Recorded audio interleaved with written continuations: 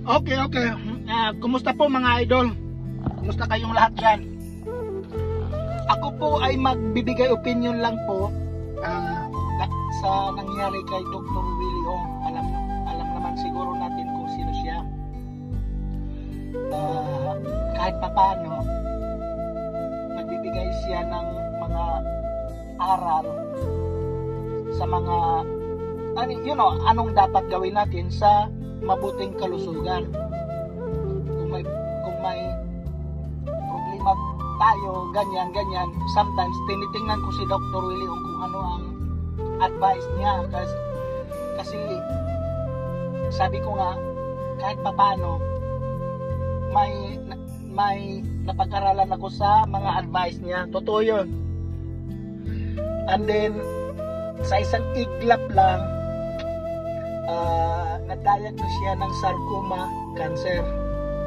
Alam naman niyo siguro kung ano yon. Sabi nga niya, napakahirap ang treatment. O ang iba nga dyan, walang treatment nga talaga. So, sa akin lang po, ipagdasal natin si Dr. Willie Ong.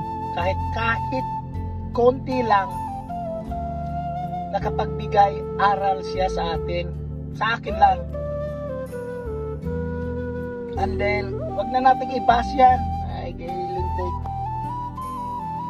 And then, sa akin rin kahit anong gawin mo pa, pag oras mo na talaga, pag tinamaan ka ng sakit, tatamaan ka talaga kahit anong gawin mo pa. Mabilis pa sa kidlat yan. Bakit nasabi ko to? Kasi yung amo ko ditong babae,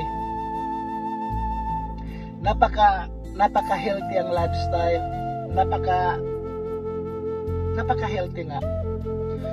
Isang cheerleader, isang coach, isang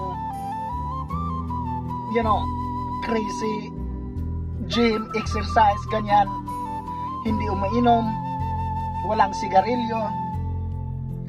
Sa isang iglap lang, na-diagnose siya ng lung cancer.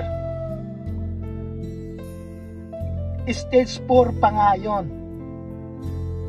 And then, it's about 1 year and 2 months, patay siya. Yan kadali. Kaya nga kami shock. Oh my God.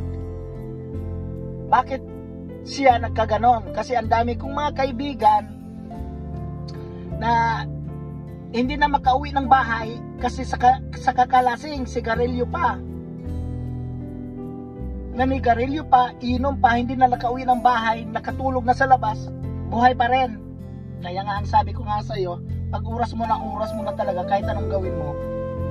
Sa akin rin, hindi naman ako nanigarilyo, hindi ako minom, sa awa ng Diyos. It's okay, but hindi natin alam ang bukas. So, sa akin lang, ipagdasal natin si Dr. Willie Ong kasi nanghihinayang talaga ako sa kanya kasi tinitingnan ko rin yung page niya, yung mga advice niya, yung ganito, ganyan, huwag mong kainin to, ganyan, anong dapat gawin.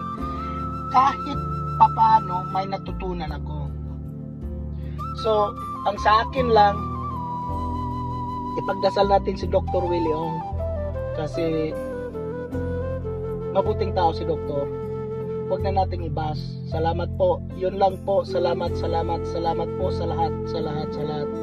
Pray for Dr. Willie Ong. Peace.